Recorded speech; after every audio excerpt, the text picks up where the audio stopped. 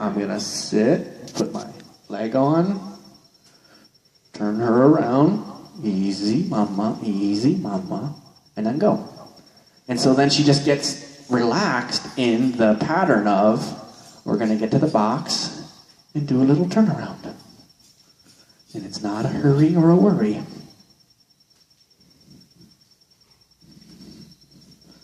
Until I can manage all of that stuff just off of my seat and legs. And my reins are just for shaping and impeding unwanted forward movement. So like she's going too much forward, so I'm going to use my reins to go, no, I didn't say that much. You don't have to let them do it. So when I was in Colorado, I spent a week riding with Pat, and then I spent the week getting ready for the summit. And Lalon was riding up at the barn too, and we had a great discussion about some development stuff. And we were talking about this exercise, and it was just like, you know, her white mare, her gray mare, Damo, does amazing stuff, right? But she can take over and just and get racing around. And I'm like, that's good, and you can do what some people call the Linda approach of, oh, it'll be all right. Or you can recognize that that's a respect issue. I didn't say go that much. So just bend them to a stop. Do something about it. You're letting them be inappropriate. So it's like we teach girls in our society, don't let boys be inappropriate, right? You slap them in the face. Inappropriate touching gets smacking. It should be the same for the horse, right? We don't want to be smacking mean, but we're going to be doing something to cause whatever that behavior is to be inappropriate. So if they're racing off or going too fast, do something about it. Don't let them do that. Just because, oh, they're an RBE, they need to move their feet. Good, do it at a walk. Nobody said run around like an idiot was ever appropriate. They're just like her.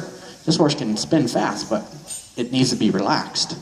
She does lots of good stuff, but it's not always relaxed. That will probably forever be her curse because of how she got started. Okay?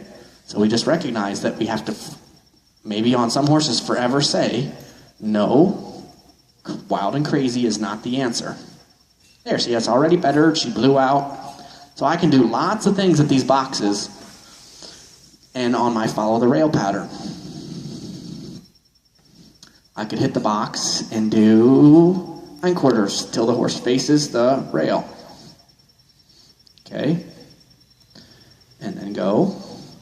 And after doing that for so long, I could do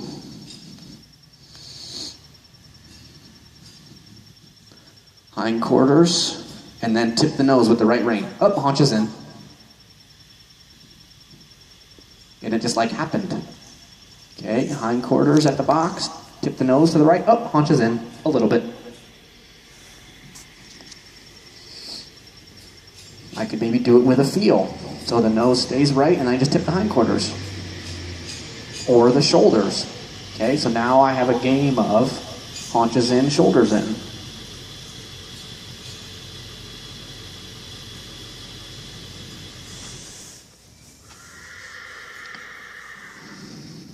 Pat said while I was there in Colorado, he goes, most people don't spend enough time doing follow the rail, long enough until their horse commits, and then once they do get it, they do it too much. So it's not enough, and then it's too much. And so if we can recognize that, it's like they need to own this pattern. No hands, no reins. And if they come off the rail, don't use a direct rein to tell them to go back on the rail. Use an indirect. Now make sure you bend. It's going to be your friendly game. So yes, she stopped. Rub her for that. But how good is the bending? Okay, 3 things you can't do too much of. Only one person I've seen ever try to do it too much. Okay, so we'll just recognize the extremes. It doesn't mean it's bad to teach them to be able to extreme stretch, right? That's where the roll cur whole thing started. It was a stretch. It wasn't a bad thing. People turned it into a bad thing by overdoing it. Okay, just like the round corral. So So that's going to kind of be a never-ending homework thing. But like, look at the yawning and the relaxation you're getting. By just having the rail be a really safe place, comfortable place with the bending, like even this horse, and she knows that stuff good. But I gotta get her to make sure I do it until she's relaxed, not just doing what I say. Because you can go, company at 10, and they go, and it's scared and goosey. And we gotta make sure we don't offer it that way either. That's the other thing. Is that when we offer the bend, it's not, oh, it's da da da da da da da da da da da da da, easy up, easy down. Okay? So that's going to be the big starting point. And then, remind me if I'm wrong, I think we talked about before how to use the slobber straps to kind of get this thing happening. In our first lesson that we did. Yep. So, good, it's coming along.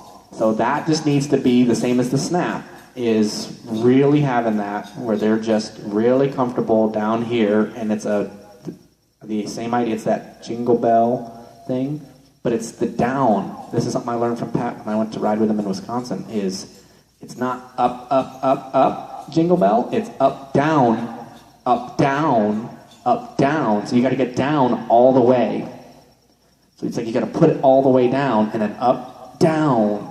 So the emphasis is more on the down than it is the up. He watched me do on my gray horse, and he goes, you're doing it, but it just looks like you're pulling a little bit. Like, it's good, but... And it took him a few goes, and he goes, I know, I figured it out. I know what it is. And so he rode up next to me and held my hand and said like this. It's up, down, up, down, up, down, up, down, up, down, up, down, up, down. And you might bump him at the top of the up. Like, it might bump into him, but you got to get back to the down. Okay? And so it's going to be the same idea, is you want to be going to the down, but make sure that you want to, same as we did online, that they're kind of getting sensitized to when you go down that they need to go with you. And so you're going to keep it up more, like for her, until she kind of tucks and realizes that, get sensitive to it, because see there, she's just bracing her nose against it. So wait, and then up again, sooner, till they are synchronized, the up and the down. And see, offer it down, and see if she'll go with it. And if not, up, up, up, up, up, up, up, up, up. Down, down, down, down, up, up, up, up, up, up. The down was too fast. Turn your toes out, put a little squeeze on. See how that kind of goes, whoa, wakes her up. So that's the other pieces you can be thinking, there you go. So now you just want to slow that down. We've learned to do this thing, but we're dropping them. Okay, we got to maintain a bit of a feel there so that we stay connected. And that's that going down with them so we can do it together. Think about spurs. Okay, because you're going to go here, and if she throws her nose, I'm going to go, don't you lean on my hand. Tickle, tickle, tickle. Okay? So now, where do you feel like your biggest holes are for that horse with your finishing level 4? My drawing changes. Okay. I have to gallop to create them, and I know they're actually easy for her. Yep. But it's just probably a sequence. Yep. Okay, so let's get the spurs on. Do you want me to go get them?